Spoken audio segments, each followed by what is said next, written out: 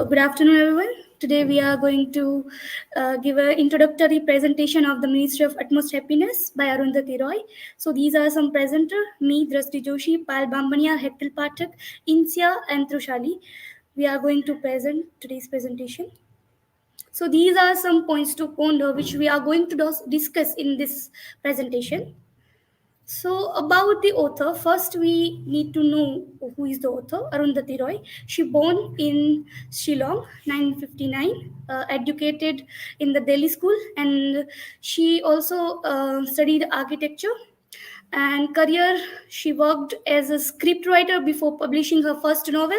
Her first novel was The God of the Small Thing, which published in 1997, and this also got a Man Booker Prize. And literary style of her writing is known for her poetic prose and unconventional narrative style. Political activism, she is a very active person and she is activist as well. Outspoken critic of Indian social injustice, and measure awards she got as a Booker Prize, Sahitya Akademi Award, etc. Major non-fiction work are The Cost of Living, Power Politics, and other as well. Social causes advocating for marginalized groups in India, anti-globalization, environmentalist, human rights activist. And there are several controversies on her as well. And these are some quotes she gave. I quote, "I have always been slightly sure with the people who says, you haven't written anything again, as if all the non-fiction I have written is not writing." Another quote, "For me, everything I see and observe, I harnessed it. I turned it to my pure purpose, which is to be tell stories." Unquote. So these are some key facts about the novel, The Ministry of Utmost Happiness. Full title is The Ministry of Utmost Happiness. When written, it is written in 2017 and written in Minnesota. And literary period of that is contemporary postmodern. And genre of this novel is post-colonial literature, magical realism, and political literature. Setting of this novel is India, 2002. Total pages of this novel is 449. Narrative style is first and third person narration. Antagonist of this novel is the Indian government. Climax is Tilo moves into Jannat house. Funeral service to raise a baby with Anjum. After this move in the presentation, you will know that who is Tilo and other characters. So this is my learning outcome from the novel. So I have read this novel. Okay, so when I started reading this novel, I think that I'll complete the novel because I most often read the novel of 300 to 100 pages in 1 week. But when I started reading this novel, after 100 pages, I realized that I cannot complete this novel. Like my happiness is gone after reading the Anjum story and the struggles of her life.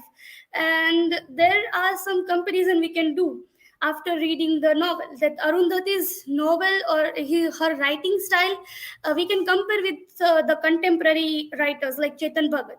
Chetan Bhagat writes very easy language and he writes about today's time. And also he writes about youth. And on the other hand, Arundhati Roy, her writing style is very complex. Like whenever you started reading her novel, you realize that there are so many stories within the stories. So yeah, that's the thing. And Chimamanda Ngozi says that the beauty of multiple storytelling, and she also says that the danger of one story or only story. We can feel here that there is so many stories of one character, and one character has a multiple stories, and that's the thing, and this is the beauty of multiple storytelling. Yeah, that's the thing. Now further, I would request Payal to uh, move the presentation.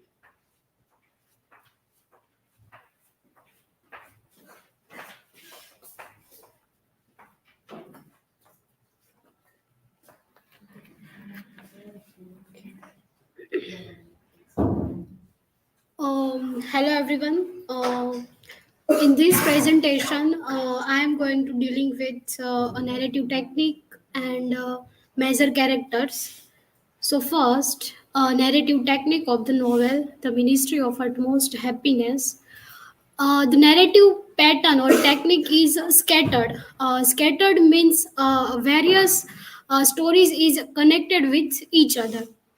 Uh, the scattered technique to connect the different part of the story. For example, chapter 6 about the future of Miss Jabin, Link Anjum and Tilo's tales. uh, Different narrative technique are used like third person omniscient, first person by Biplav Das Gupta, epistolary form, news articles, etc. Autobiographical elements about Roy's own life are woven into Tilo's character. The setting also mirror Roy's own home. Major characters of the novel. In this novel, so many characters. So I divided into parts. Part one, Khwabga, the Anjum or Aftab. Anjum is the protagonist of the novel.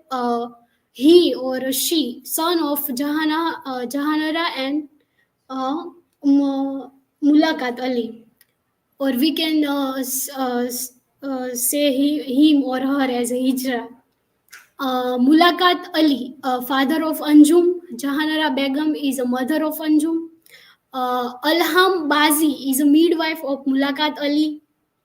And Iman Ziauddin is a blind Iman, a friend of Anjum. Kulsumbai is the head of the graveyard, or we can say Khwabga, where all the Hijras are lived. Nimmo Gorakhpuri, Bismillah, Bimla, Jainab is a baby or a child. Later marries Saddam Hussein. And Razia, Sahida, Bombay Silk, Mary, Gudia, and Bulbul. These are the Hijras. And the second part, graveyard, Jannat guest house, or we can say Jantar Mantar. Jantar Mantar is a place in the Delhi. Zakir Mia,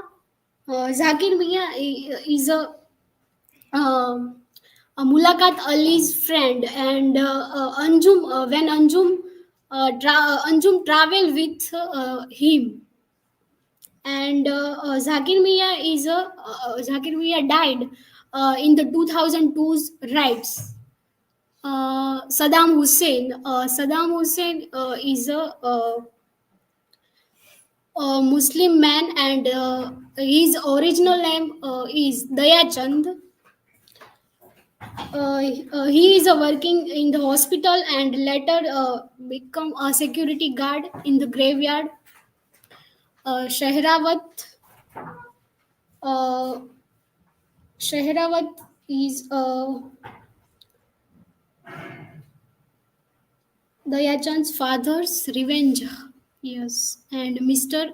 Agrawal. Part 3, Kashmir and Dandakaranya. In part 3, Biplav Das Gupta is as a narrator.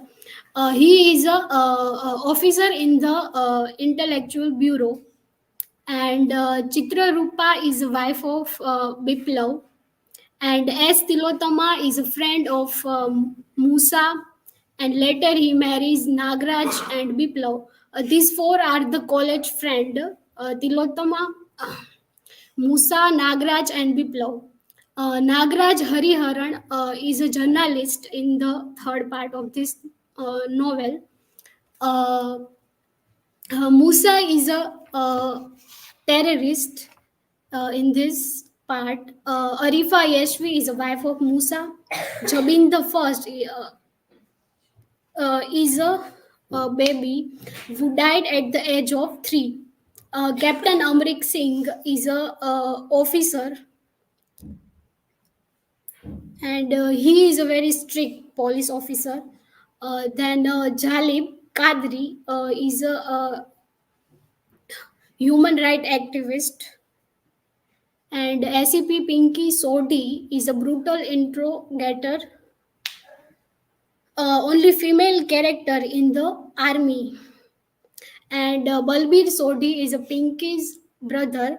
Revthi is a mother of Udaya, and uh, Udaya is the daughter of Revti, and known as Jabin the second.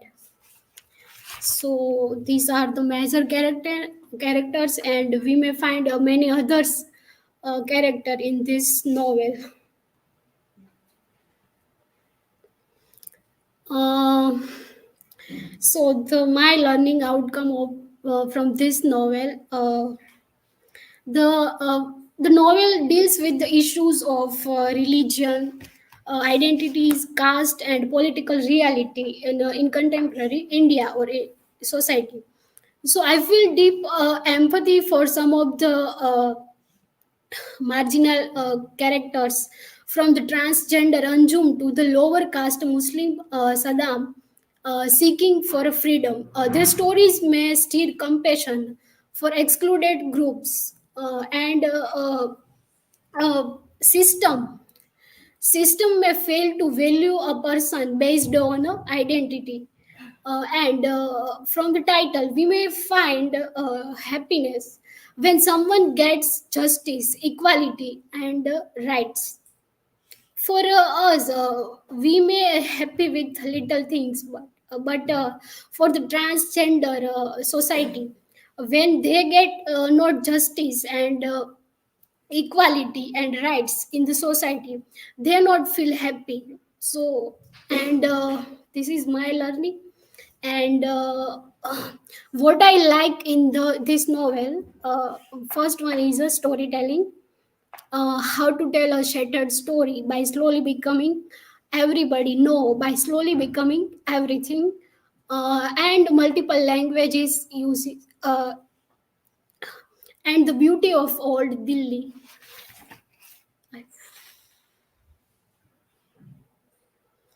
I want to share one video of old Delhi.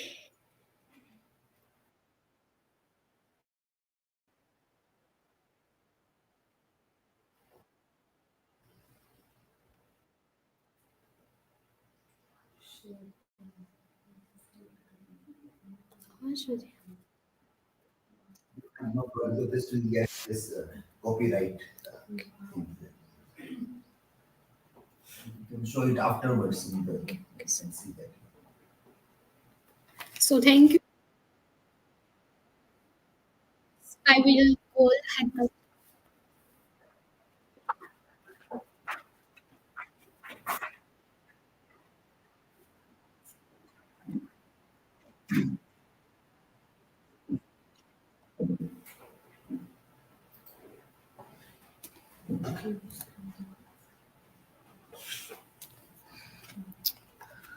Okay, good afternoon, everyone. And I am dealing with the plot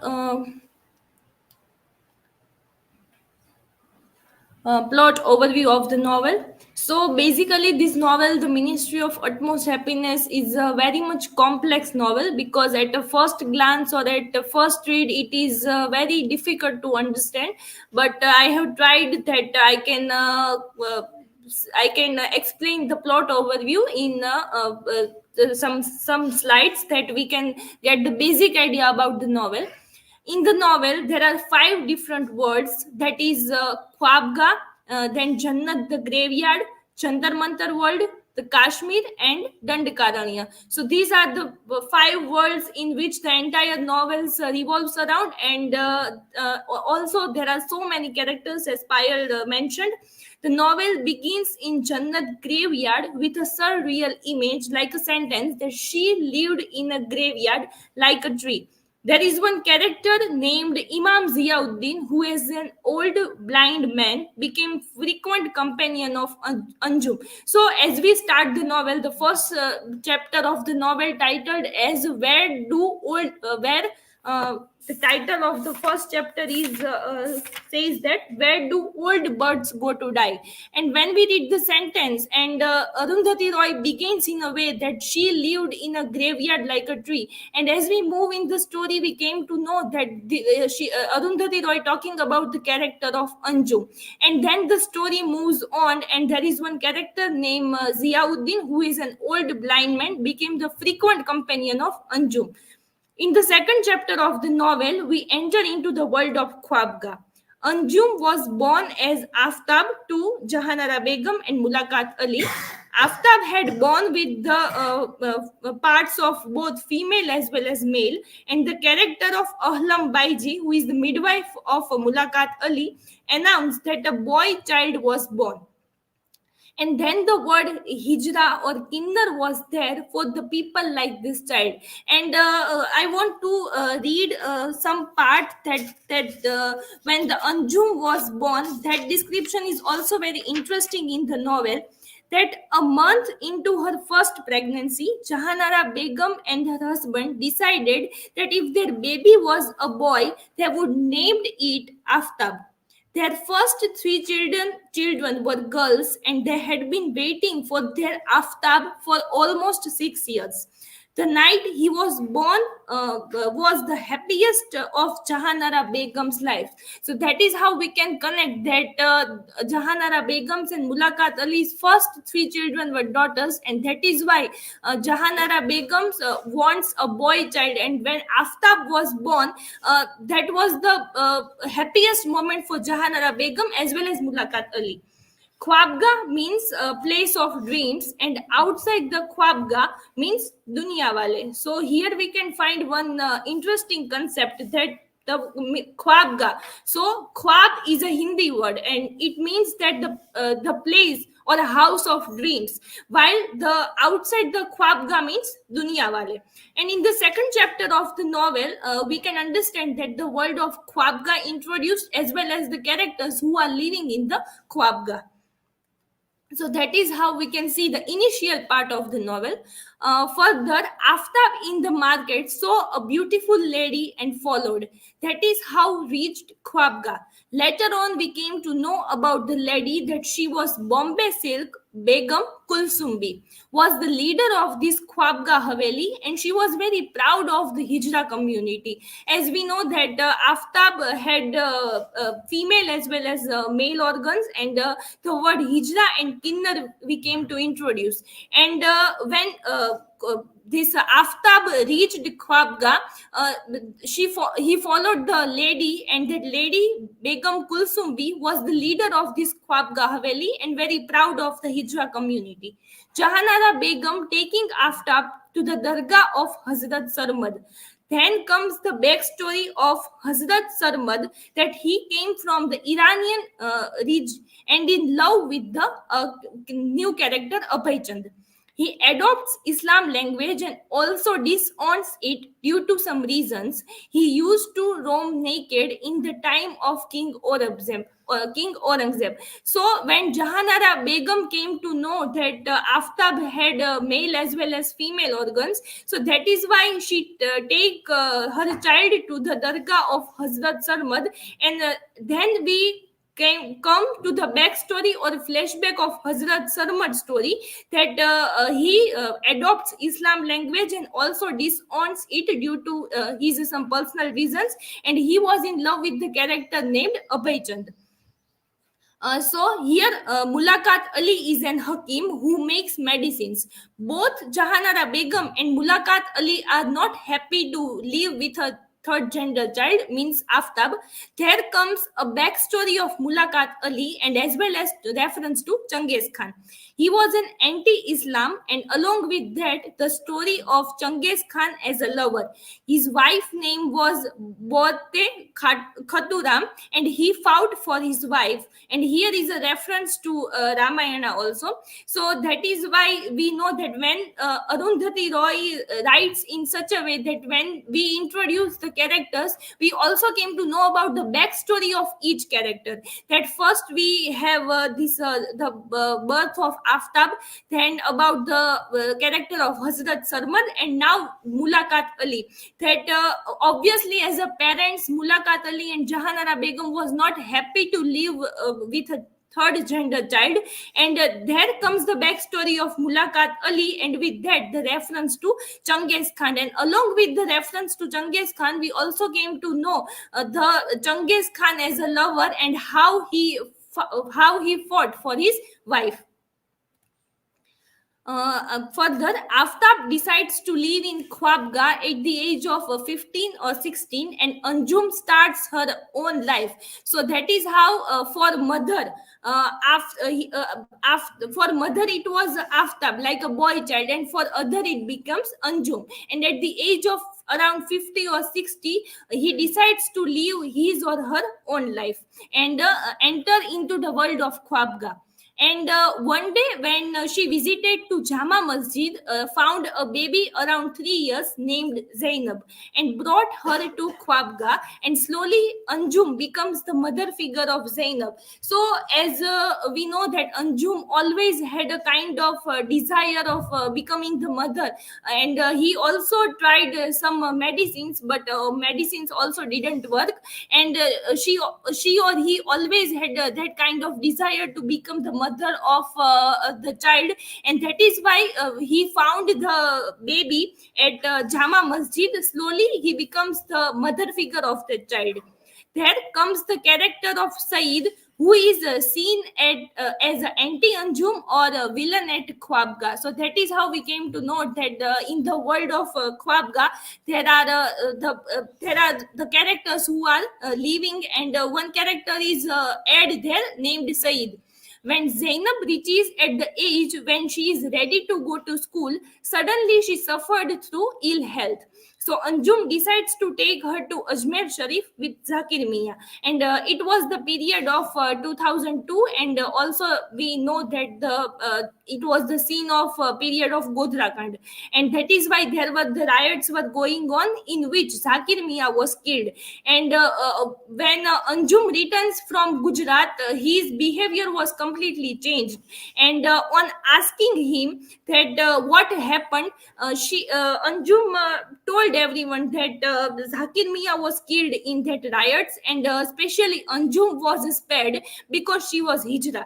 And after returning from Gujarat, Anjum completely changed, and the effects of riots definitely changed her mind, and that is why she started flaunting himself as a man, and also starts dressing Zainab, means the child, in boy's dress, and she left the world of Khwabga and moves to Jannat graveyard. So that is how from this slide we come to know that how the period of 2002 and the scenes of Godhra Kand had a great impact on the mind of Aftab, and he changed his personality.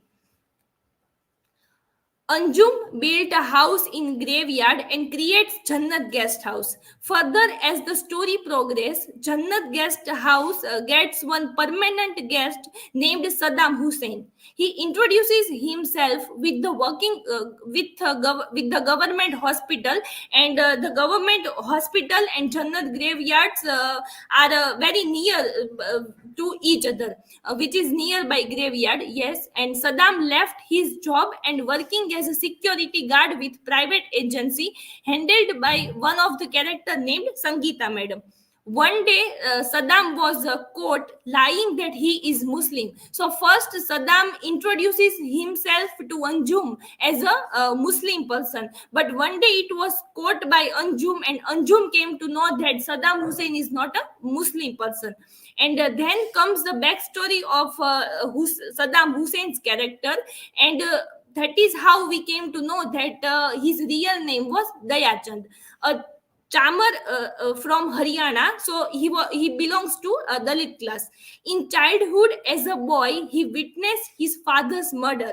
So he thought that one day he will kill Shehrawat. He has that desire of revenge and deep hatred in his mind. he says that and when we came to know the backstory of Saddam Hussein or Dayachand, we came to know that in childhood he witnessed his father's murder, and from that time he had that revenge to kill the person who murdered their father. And he says that when he came to Delhi, he saw that America was hanging Saddam Hussein.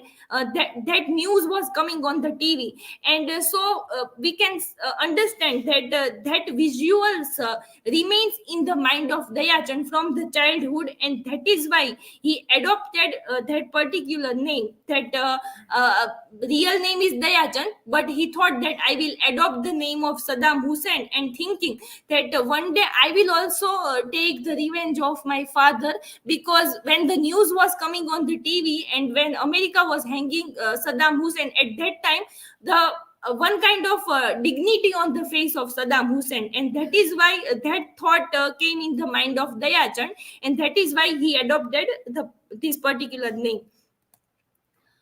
Moving towards the world of Jantar Mantar, a group from Jannat guest house decides to go to Jantar Mantar, as there were lots of news about protest and also a lot of gatherings were going on.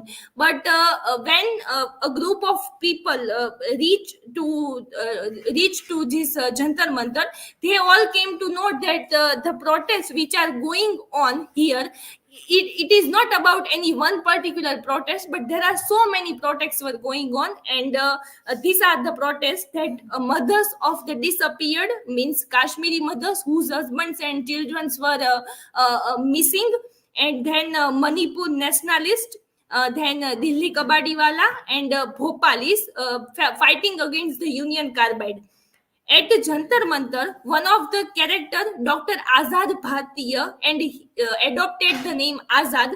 Azad. So here comes the character of Dr. Azad Bhartiya, and he is the character, one of the protest who was there since 11 months, where the protests were going on, and suddenly a small baby was found on the footpaths.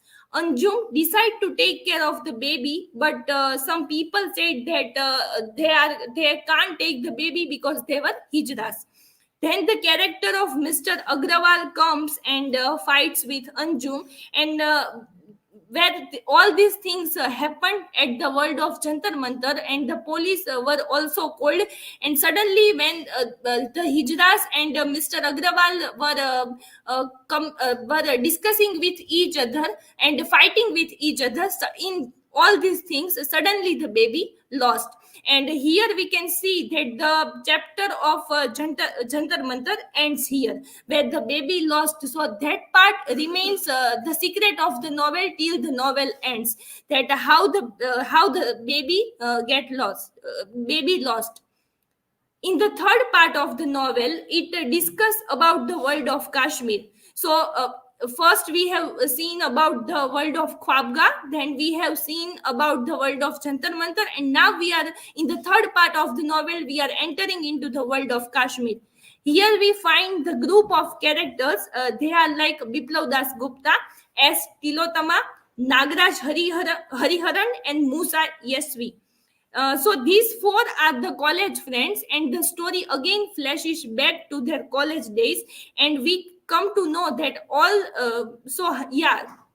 when the novel entering into the world of Kashmir, here we can see these four characters, they all were college friends, and then the story goes back into their college days, when we come to know that all three characters like Biplav Das Gupta, Nagraj, or we can say Naga, and Musa attracted towards Tilotama during their college days. So Tilotama is a kind of character, a mysterious woman, which remains the secret towards the end of the novel. And when these all four characters were friends in the college, and they participated in one drama, and at that time these three characters had some kinds of attraction or closeness towards Tilotama. And as the story moves, Biplav Das Gupta's wife Chitrarupa and his two daughters Rabia and Anya, the baby which was lost from Jantar Mantar, was taken by Tilotama. So where we have the world of Jantar Mantar, that the baby lost. Here in the third part of the novel, we came to know that the baby was taken by Tilotama. And Dr. Azad Bharti is one such character who links all these characters together. So at that time, the character of Dr. Azad Bharti appeared, and he is the one character who links all other characters with together. And he also suggests Tilotama that give the baby to Jannat guest house, and that way all the characters get connected with each other. The baby is known as first Jabin, and later on the baby known as Jabin the second. And then the name of Musa's wife Arifa and their daughter lived in Kashmir. So in one of the encounter, Musa's wife Arifa and daughter killed accidentally, and that part of the novel or that description in the novel is very much tragic. And when we introduce these four characters, yes, at that time I forgot to mention that Musa was a terrorist, but we have that question in our mind that how Musa becomes a terrorist, and that is revealed here in this part of the novel, that his wife Arifa and their daughter lived in Kashmir, and in one of the encounter, accidentally Musa's wife and daughter both were killed, and that particular incident leads Musa to become a terrorist. Further, Captain Amrik Singh, who is a strict officer, and somewhere he also believed that violence is very much necessary when we are working with this group of terrorist people. And another character, Jalil Qadri, was caught and his dead body was found. One day, all these things happened, and one day the news came that Captain Amrik Singh killed his family, means Captain Amrik Singh killed his wife as well as his children, and also he committed suicide. And everyone thought that it was only Musa, who is a terrorist, who went there and killed them. So the blame came on Musa, that he is the one who had done this. And as the story progresses, there are so many incidents which took place, and suddenly when yes, this Tilotama goes missing. At that time, Biplav Das Gupta goes into the apartment of Tilotama, and at there he finds some of the photographs and documents, and that is how he came to know that Tilotama is one such character who knows many behind things. At that time, Biplav Das Gupta came to know that Tilotama knows many things, and the character of Nagraj, with an interview with Ejaz, gets to know that how the group of these terrorists works.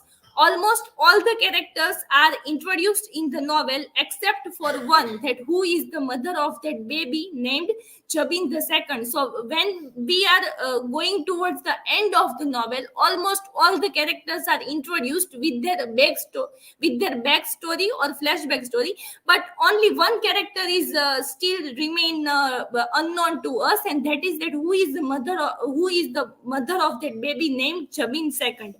In the last 20 page, there is a long letter written by Revati, and the Revati is one such character who is the mother of this baby, Jabin II. But we came to know that after this much long novel, at the end of the novel, we also find one letter, and that letter is also very long. But what kind of description is there in the letter? We came to know that the letter brings a tragic story, and Revati was raped by 6 police officers, and Udia was the daughter of 6 fathers and 3 mothers. So that is how we came to know that what happened with Revati, and how this tragic story happened, and who is the mother of this baby. So ultimately, Udia was the daughter of this rape, and that is how this Udia connects the entire story. Then the baby found at Jantar Mantar, who was named Jabin II by S. Tilotama in the memory of his friend Musa and his wife Arifa. And later the baby was known as Udia Jabin. So as earlier I also mentioned that Musa's wife and his daughter killed in one of the encounter. So the baby was taken by Tilotama, and later on Tilotama named this baby as Jabin. The Jabin the first was the daughter of Musa and his wife Arifa. And when this baby which found at that place, and it was taken by S. Tilotama. So Tilotama named this baby in the memory of his friend Musa and Arifa, and that is why the baby's name is as Jabin the second. And later the baby was known as Udia Jabin. In the last scene of the novel, Anjum was restless at night, and Anjum and Udia went for a walk. In the ending part of the novel, it seemed that he knew that everything will end happily and beautifully, as now the baby Udia Jabin has come. So ultimately, when we read the entire novel, we came to know that. So can I? When we read the entire novel, we might have question in our mind that what will be the ending of this particular novel and how the novel will ends. But we came to know that ultimately, when the baby Jabin the second is seen as the hope or as a new generation for everyone, and that is how the novel ends in a hopefully or in a positive manner. So that is the plot overview of the entire novel. It is very much complex, and from the plot overview, what is my learning outcome is that multitude of stories as well as characters. Definitely, these points comes the first in our mind when we go through the entire plot narrative. That there are so many characters as well as their backstories, and not only one incident which took place, but there are many stories and characters.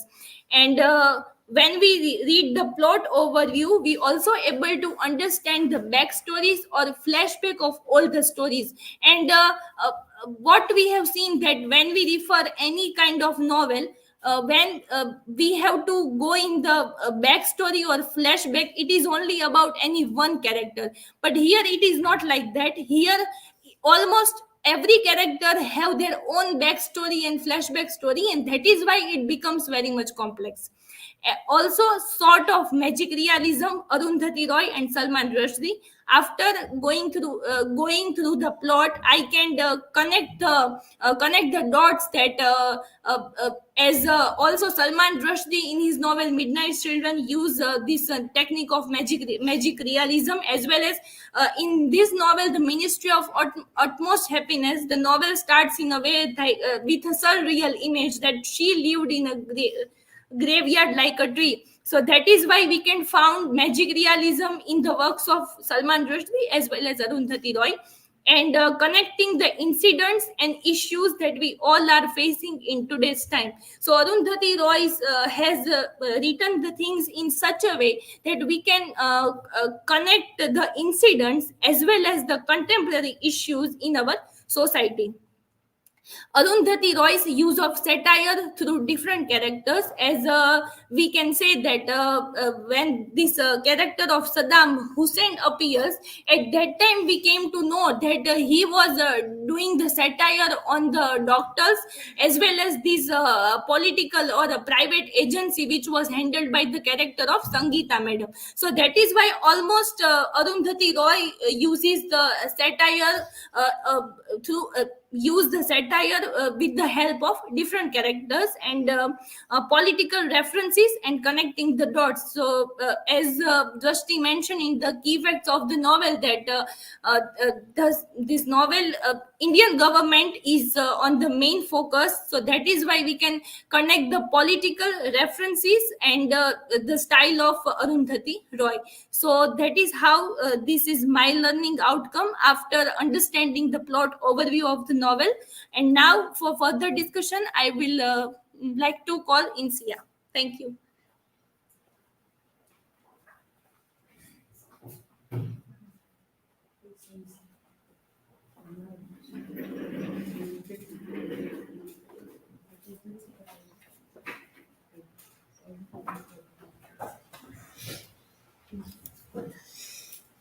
Hello everyone.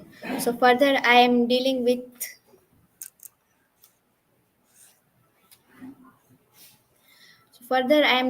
the major themes of the novel. These are some themes. So first, let's discuss gender identity, social division, and coexistence. Here in the story, through the struggle of Anjum, writer presented the gender norms and showcasing the novel's exploration of fluid and diverse spectrum of gender identities. Anjum navigates a society deeply divided by gender norms, facing discrimination and exclusion throughout her life. Jannat Guest House offers a temporary heaven.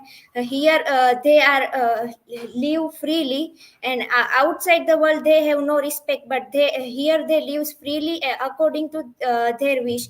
And their lives of various characters from Anjum to Tilo to Musa showcase how various identities, gender, religion, and social class intersect and influence their experiences, and recognizes that this interconnectedness is crucial for understanding the complexities of social division and coexistence.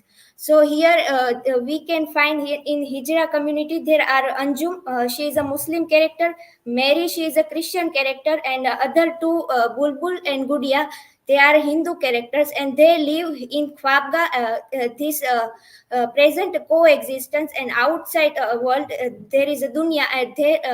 People don't live like this. And while reading the novel, I find out these dialogues related to this theme. Was it possible to live outside language? So in our language there is not a specific word for children like Anjum. He or she, this defines masculinity or femininity. In our language there is a thing that we give gender to everything, is a living thing or non-living thing. So here is the example of this. The fan had human qualities. She was a coy, moody, unpredictable. She had a name to Usha. So even we give gender names to non-living things also. These dialogues are from original text. Next is religion and power. The novel critiques the misuse of religion by powerful figures for political gain. Gujarat Ka Lala's rise hinges on manipulating Hindu nationalism and demonizing minorities and erasing their stories. And the novel criticizes both sides of religion extremism. Here in the novel she presented the Gujarat riots also, Sikh riots also, and the Kashmir terrorism problem also. And she described that how the problem of religion and power, if they are blending together, then it is harmful for any nation. And novel warns about the danger of mixing religion and politics. When religious leaders gain political power, like some Hindu and Muslim figures in the novel, it can fuel extremism and threaten our safety and freedom. Through portraying the extremism of religiously affiliated political leadership among Hindus and Muslim alike, Roy highlights the danger of lack of separation between church and state poses to citizen safety and liberty. She says that church and the government, they have to work. They have to work. In a different way, that they don't have to mixing with each other. The cost of modernization. In that era, there is a time of globalization and modernization. So, Arundhati Roy highlights some effects of this modernization. And the cost of modernization fall heavily on those excluded from its benefits, including farmers, beggars, and Kashmiris. This group suffers literal and figurative deaths as their lands, livelihoods, and even existence are threatened. So they are these people are forced by governments to give their land on the name of that vikas and this progress. The guest house symbolizes a space outside the norms of time and progress, offering a temporary solace from the harsh realities. While Indian modernization at a rapid pace in this novel, Arundhati Roy exposes the dark side of progress, highlighting the exploitation of marginalized communities and the erosion of cultural identity for the sake of economic gain. So, in this novel, Arundhati Roy exposes the dark side of modernization and globalization, and she says that how people have to suffer because of these things. Social status in contemporary India. The novel highlights the plight of Dalits like Saddam Hussein. So, as Hethel described that he is a Chamar originally, but he changed his name and he want to take a revenge of his father's murder. So, this describes the status of people in India, the marginalized people and people who are belonging to minorities. They have to suffer, and India's Muslim community faces increased oppression as Hinduism aligns with national identity. The incident in Jantar Mantar exemplifies prejudice against Muslims, denying them basic human rights and Indian belonging. India's progress comes at the expense of its poorest citizens who are forced to leave their homes or give up their land. These people simply don't count as a people, and their entire existence is ignored or treated as a person, probably by the Indian government. So, here we can find that the marginalized people or people who are not good in economic condition, they have to suffer the more. How and why stories are told. Stories serves purpose beyond the truth. Stories are for entertainment, not for the truth. She wants to say that. And here, Arundhati Roy says about rewriting of history. So here there are many examples of rewriting of story like Anjum's flyover story, and in the novel there is a one dargah, Hazrat Sarmat Shahid Shrine, and people visit that dargah. But each and every people have their own version of story for this saint. Sarmat's spirits permitted those who came to him to take his story and turn it into whatever they needed it to be. And here she also described how powerful figure controls the narratives, erasing identities and histories like Gujarat Ka Lala manipulating the sound and light show. Even stories are commodified in supermarkets of grief. And there is other example of rewriting the history of Mughal empires also. And the novel acknowledges the impossibility of one true story, demonstrating this with conflicting accounts of Thilo's arrest. Embracing diverse perspective is a crucial, avoiding the dangers of a single official narrative. Here is the quote from original text: "If you like, you can change every inch of me. I am just a story." So here we can find a multiple storytelling and especially rewriting of history or any story. And through this, she wants to tell the importance of the story, how the stories are told, and why the stories are told. The nature of paradise. The title of the novel concerns on happiness. It deals heavily with the where happiness can be found and what it consists of.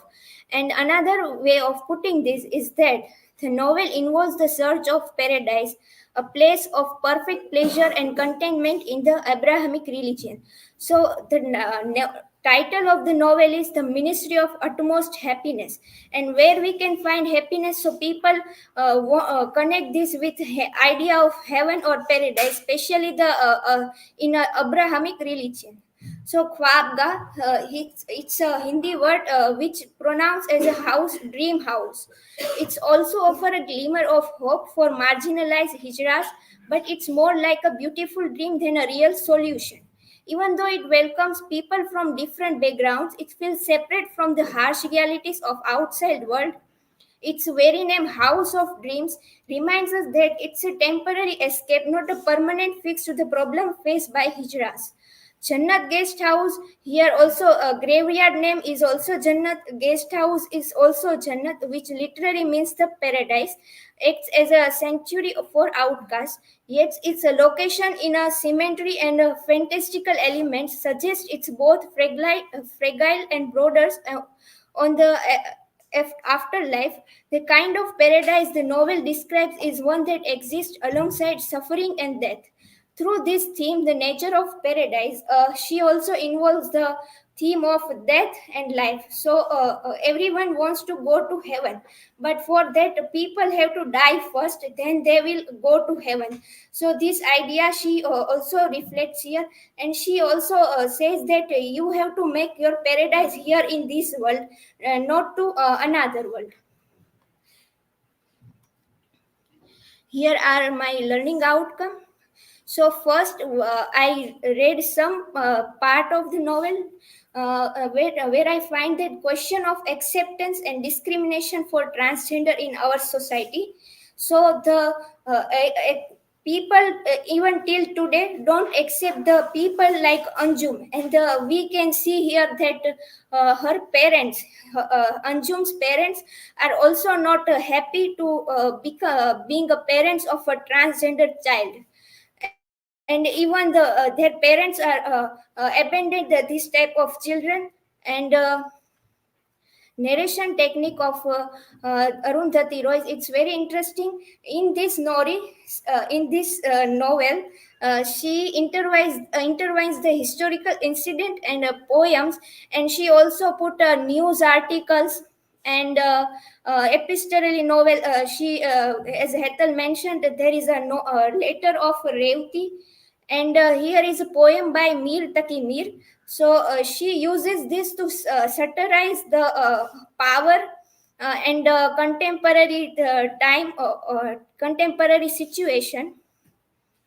And we can see in historical incident, she portray about the Gujarat riots, Sikh riots, the history of Jammu and Kashmir, and then Jantar Mantar, and the history of Genghis Khan also. And there are such many historical incidents are there. She says about diverse narratives and challenging one-sided views. So there is we can find multiple storytelling, and in the case of Hazrat Sarmat Shahid, there are many stories about that. In our time, it's a digital era. It's hard to find there is a single truth and which story is true. So it's here it connects with the only story by Julian Barnes. Dangers of blending religion and power, Maoism, Kashmir. There are some events which are still relevant in our time. And in a historical incident, she portrays this Roo Afza, history of Roo Afza, how it's became, it's first started by Hakim as a medicine, and after sometimes people uses it as a drink, and it becomes popular in India. And this through this, she says that this drink she watches the bloody separation of a country of India, of East Pakistan and West Pakistan, and the journey of Roo Afza to Coca-Cola. We can read it as a symbolically as a global part of globalization. And here she satires on a superstition in case of Anjum and Zainab. When children becomes ill, firstly their parents visit holy shrines or any religious place rather than hospitals. So here Arundhati Roy make a satire on this also. So these are from my side. Thank you very much.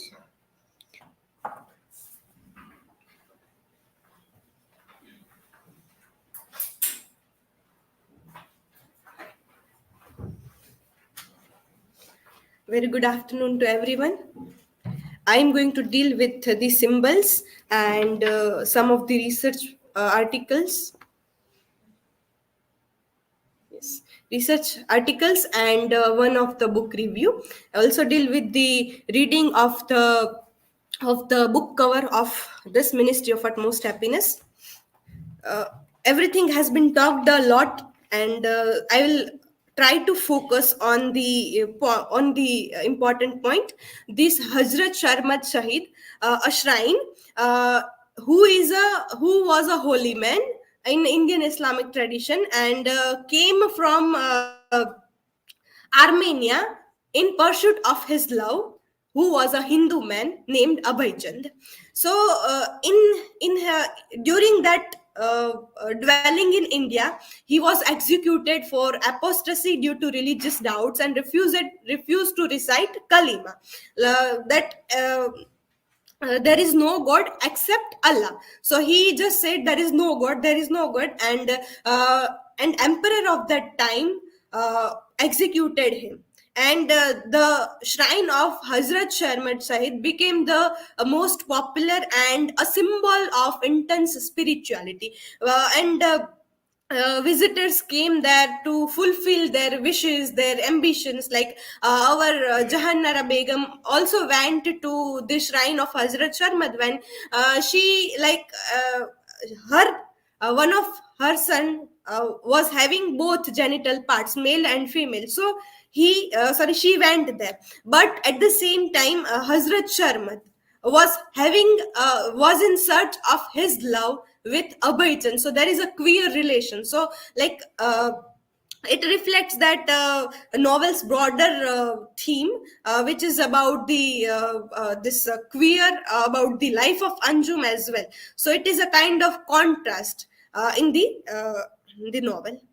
The old man who gains a fame during this hunger strike at Jantar Mantar, which symbolizes India's impasse, and the hunger strike was against corruption, and it represents hope, but manipulated by the elite, and this whole protest or strike were taken by this elite, and it was like manipulated. Hindu nationalists take control over this entire protest, and which highlights the tension between appearance and reality. The generational gap is also there, and it also raises doubts about activism's true impact in societal changes. Nowadays also there are so many protests are going on, but what is the true form of it that has been at a certain point is getting missed.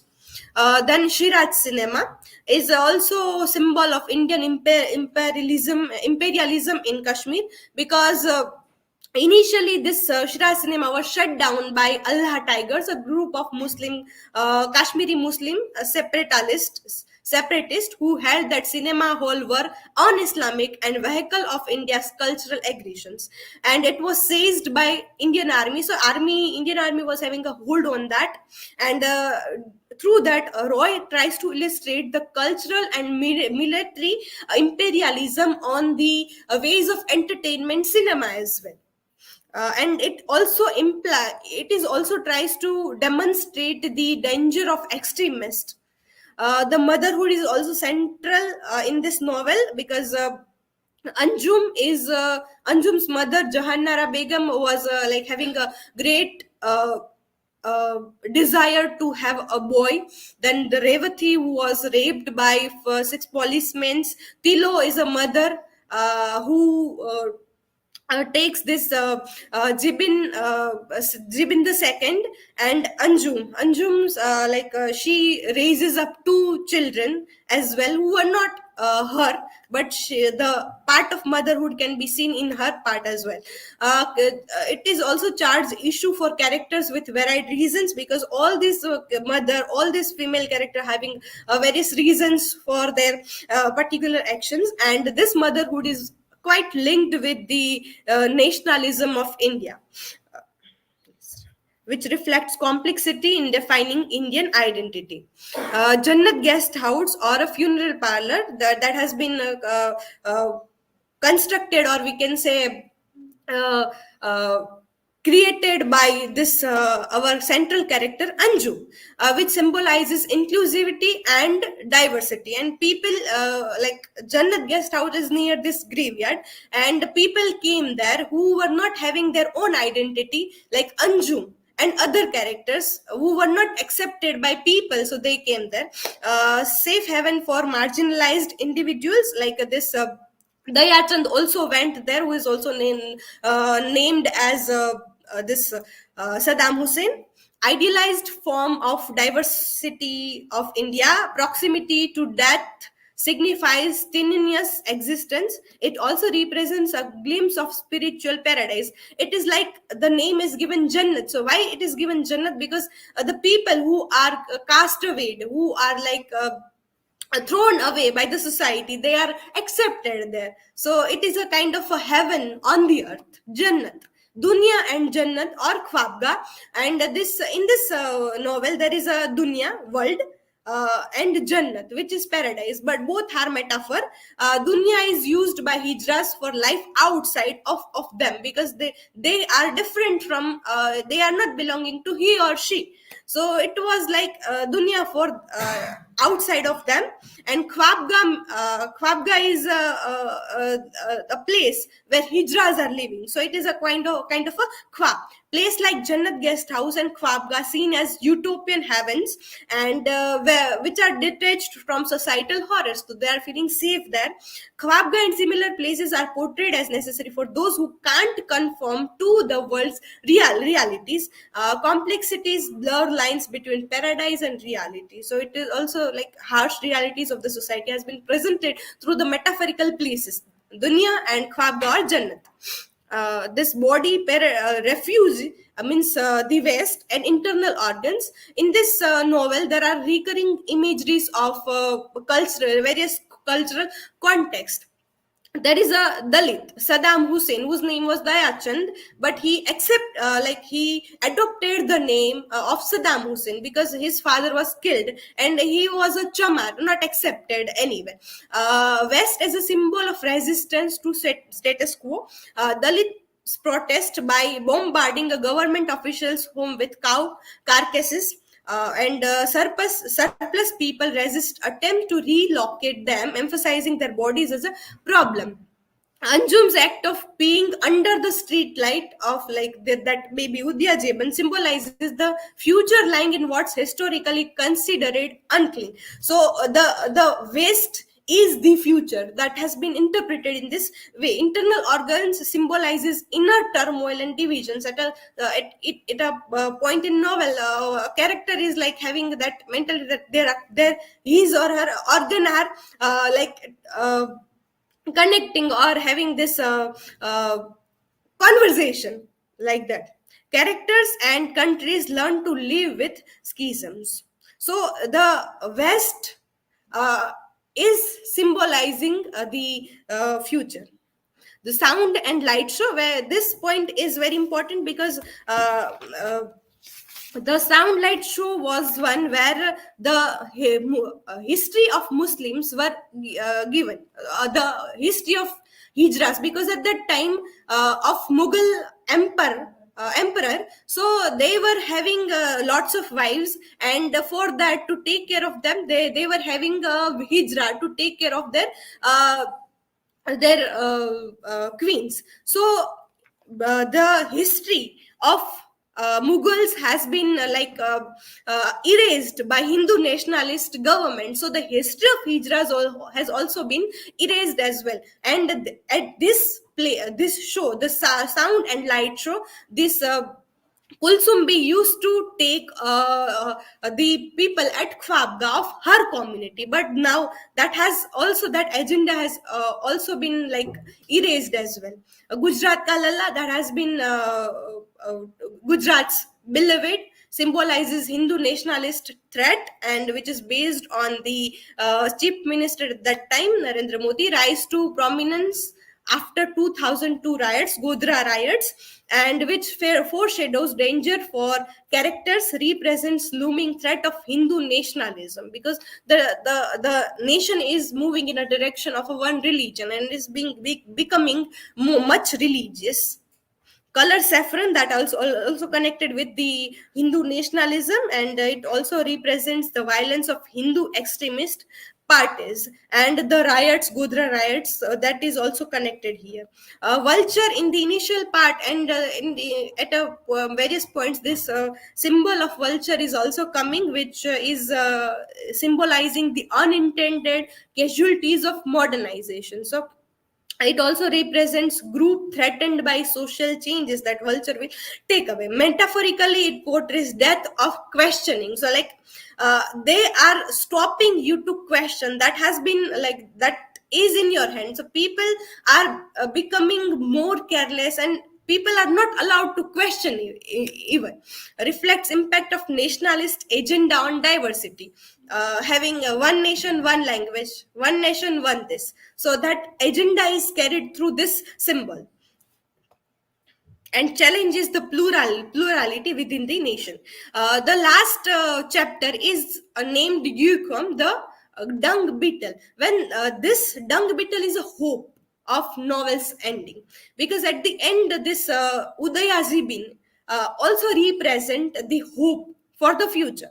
And this if this symbol is used like humorously, because it is an insect who you like makes a ball out of dung and who lies on its back with legs in the air to save the world. So like there has been a contribution, and this term can also seen in the terms of eco sensitivity or sensitivity, because this dung beetle carry this balls of dung in deep into the soil, and which helps to earth to like grow more plants and preservation of earth. But in this novel it talks about the future, that there is a still a hope. Now reading the book cover of this, there are various books who are having book covers which are very interesting, and that incorporates the essence of the novel. Same is in this book as well. The cover of this book, The Ministry of Utmost Happiness, has been designed by David Eldridge, and the David Eldridge also created the book cover of Roy's earlier book, The God of Small Things. The cover is a vertical picture of a decaying white marble grave with a white red rose placed right below the book title. In the novel there are the novel also begin in the with the graveyard, in the graveyard, and Anjum, our central character protagonist, is living there.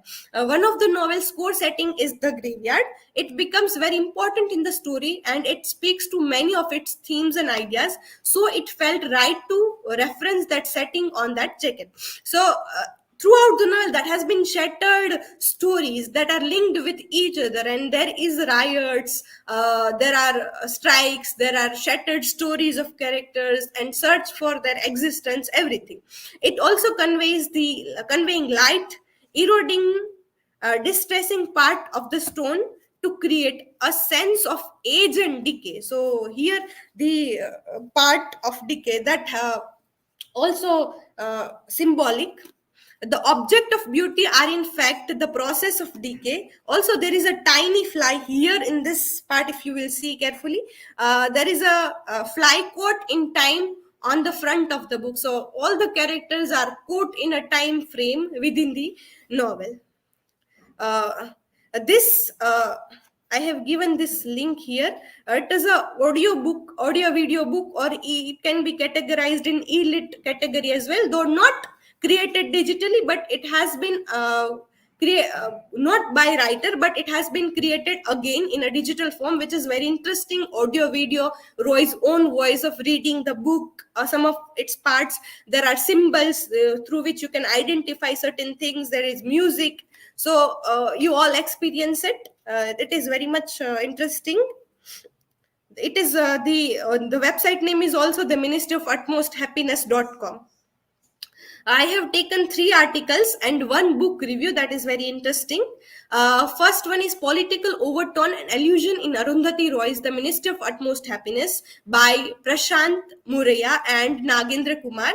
It talks about the political overtones and allusions in this novel and provides a background of the novel, which is divided into 2 main storylines following of Anjum, the transgender, and in Delhi, and another is about Tilo Musa Naga and about the Kashmir conflicts.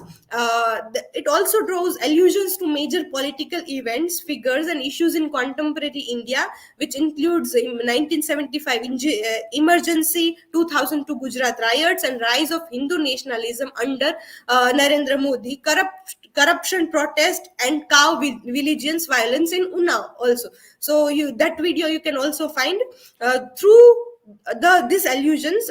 Roy tries to situate the characters amidst India's complex recent political history. The analysis show how she offers critique of figures like Indira Gandhi and Narendra Modi.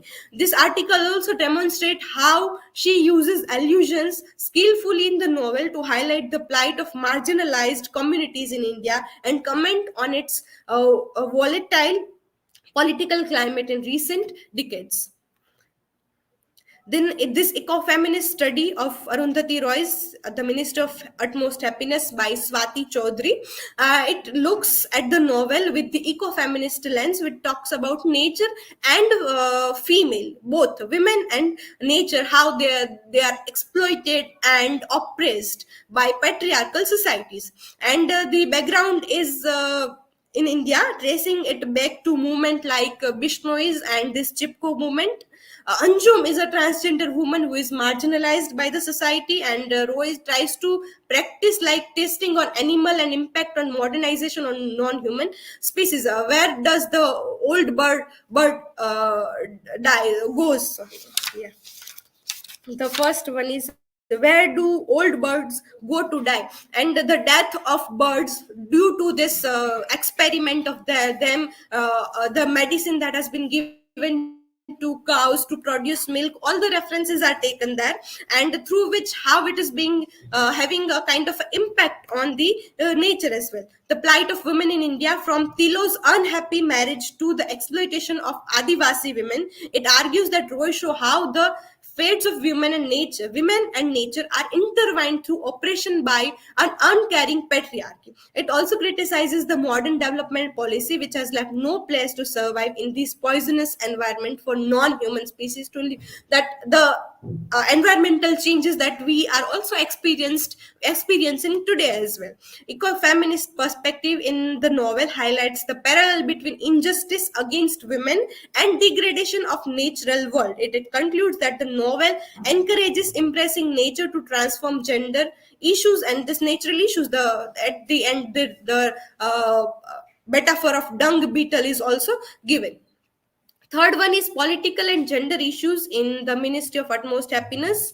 It talks about 4 to 5 major things. Transgender identity, as in the presentation earlier also mentioned, that there is no specific identity of them. They are neither he nor she. So, like in Urdu, the only language she knew, Jahannara Begum, all things, carpets, books, everything had a gender. Everything was either masculine or feminine, man or women, everything except her baby. So it talks about Anjum, women's oppression. Tilo, though she is not like Rahel in the God of Small Things, as this article tries to explain about or talk about. She is much liberal in her thoughts, not that much, but till there is a restrictions and inequalities faced by women in a patriarchal society. There is a Kashmir conflict, trauma and violence, this terror, marginalized voices, caste, religion, minorities, then queer communities, all the things has been also talked. National identity, crisis of national identity, feeling disconnected from the Indian nation state, the desire for self-determination, gesture at issues like religionism and separatism. This one is very interesting. This book review is available in YouTube.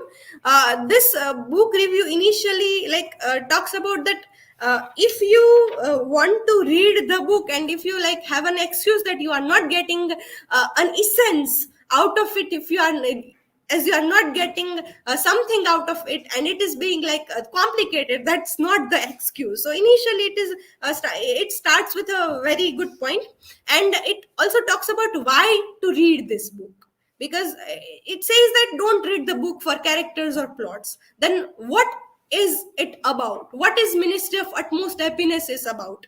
So there is a non-linear plot, so not constructed plot, as such, which explores the India's national character, highlighting issues, mentalities, and scenarios that are unequal, uniquely Indian.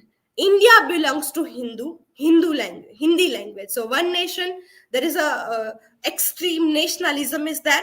Different protest happening at the same time, that I'll also mention in my learning outcome. Uh, a comparison with 100 years of solitude. This book reviewer compares it with 100 years of solitude, a novel by Gabriel Garcia Marquez. And there is the chaotic and devastating military conflict in Kashmir, and notes the novel's departure from cinematic influences. Like in cinema, the story in this novel is very complex and talks about the realities of the time, whereas it differs from the cinematic influences, and it much remain in the state of novel, talks directly about the points, not that beating around the bushes. Now let us come to my learning outcome. Like while exploring the articles, book reviews, and symbols, I came to know that why Roy has become so controversial within the Indian nation. There are Roy tries to depict the political milieu of that time. But if we see in recent time as well, there are so many protests are going on, like this wrestler protest at Jantar Mantar, farmer protest, then this burning Manipur problem, this Bilkis Banu case, which is also connected to this Godhra riots 2002. She was gang raped, and verdict of her rapist came in this recent time only. LGBTQ protest, which is directly connected to the queer reading of Anjum, what Arundhati Roy tries to portray. Religious dominance. So just past 22nd January, so everyone knows that, and debate over one nation, one language, and saffron color. In the last week, we have seen it thoroughly, how one nation is accepting one color, one language, one religion, and getting closer to oneness rather, and avoiding its plurality, and the political use, how political parties are using such things.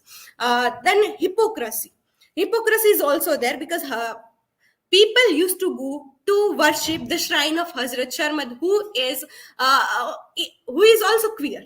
And it can be also connected to the joys of motherhood, because at the end of the novel, the Nuigo's son make a shrine of her, and there women came to pray her for getting the joys of motherhood. But at the same time, when Nuigo, the protagonist, was in her life, she was not getting joys of motherhood at all. Initially, she was like infertile also.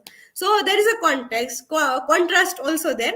And we, in our society also, we go to pray to person or a shrine or something which are not having that. Like, we are going to babas and all that to get the advices of happy married life, getting children, and all the things. So there is a kind of a hypocrisy within that.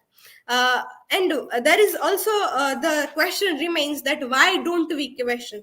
Because nowadays we are doing what we have been told. So we have ultimately forgotten why it is necessary to question certain things. So Roy tries to explain and elaborate the importance of questioning within the society when you are facing certain things.